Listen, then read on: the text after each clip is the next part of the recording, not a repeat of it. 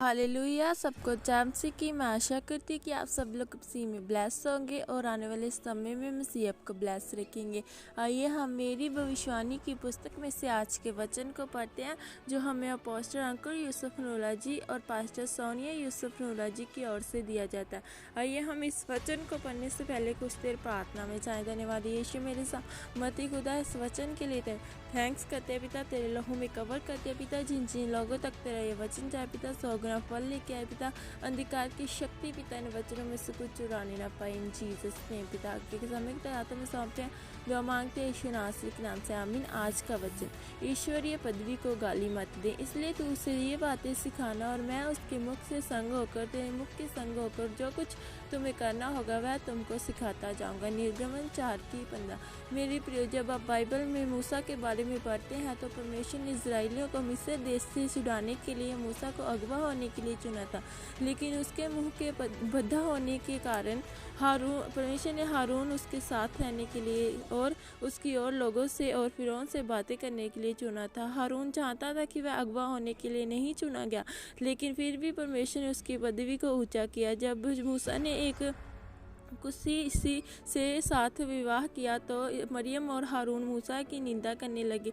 गिनती 12:2 में उन्होंने कहा, क्या यहोवा ने मूसा की ही साथ बातें की, क्या उसने हमसे भी बातें नहीं की? उसकी ये बात सुनकर यहोवा परमेश्वर का क्रोध उन दोनों पर भड़क उठा। परमेश्वर ने उन्हें उस पाप के कारण सजा दी। हारून ने अपनी पदवी को गाली दी थी और मूसा का न्याय करने लग गया, जिस कारण परमेश्वर ने हारून को सजा दी थी कि वह जिस कनान देश को देखने के लिए 40 सालों से काम कर रहा है, लेकिन परमेश्वर ने उसे कनान देश में जाने नहीं दिया। परमेश्वर ने उसकी बड़ी बहन मरियम को कहा कि तू कोरी रहेगी, और मरियम कोरी हो गई।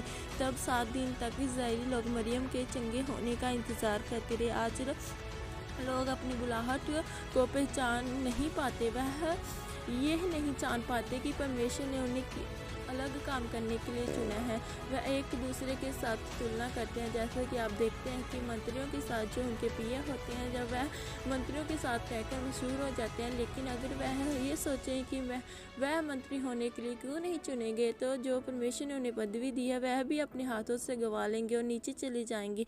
परमेश्वर के वचन में लिखा है कि वह तुम्हें उचित समय पर बढ़ाएगा, लेकिन प्रभु के हाथ से नीचे दीनता से रहो। आज एक विश्वासी अपनी विश्वासी होने की कुर्सी को गाली देता है। वह दूसरे लोगों की तरह गालियों के कोने में खड़े होकर लड़कियों को देख छेड़ते हैं। वह नशा और व्यभिचार करके परमेश्वर की पदवी को गाली देते हैं।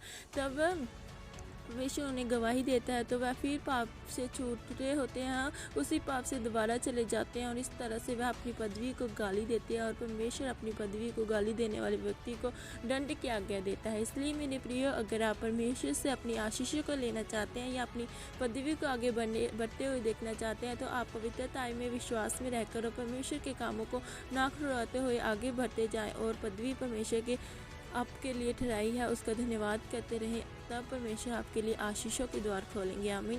ये अंगीकार आपके द्वारा किया जाए। सर्वशक्तिमान परमेश्वर, इस वचन के लिए मैं आपका धन्यवाद करता हूँ। परमेश्वर, मैं अंगीकार करता हूँ कि जो पदवी गवाहियाँ आपने मुझे दी है, मैं उसे गाली नहीं दूंगा और दीनता के साथ आप में बढ़ता जाऊँगा, प्रभु यीशु मसीह के नाम में, आमीन। धन्यवाद यीशु मेरे परमेश्वर पिता, ये वचन हमारी जिंदगी में 100 गुना फल लेके आए पिता। अंधकार की शक्ति पिता इन वचनों में से चुराने ना पाए। जिन जिन लोगों तक तेरा ये वचन जाए पिता, उनकी जिंदगियाँ ब्लेस हो पिता। वो जान सके कि हमें अपनी पदवी पर कैसे रहना है। मेरे सामर्थ्य खुदा तेरा थैंक्स करते हैं पिताजी, तेरा धन्यवाद करते हैं पिता। आगे के समय के हाथों में सौंपते हैं, दुआ मांगते हैं यीशु मसीह के नाम से, आमीन। अगर आपको हमारी वीडियो अच्छी लगती है तो हमारे चैनल को सब्सक्राइब करें, बेल आइकन को दबाएं कि आने वाली हर नई वीडियो का नोटिफिकेशन आपको मिले। सबको जैमसी की गॉड ब्लेस यू ऑल, आमीन।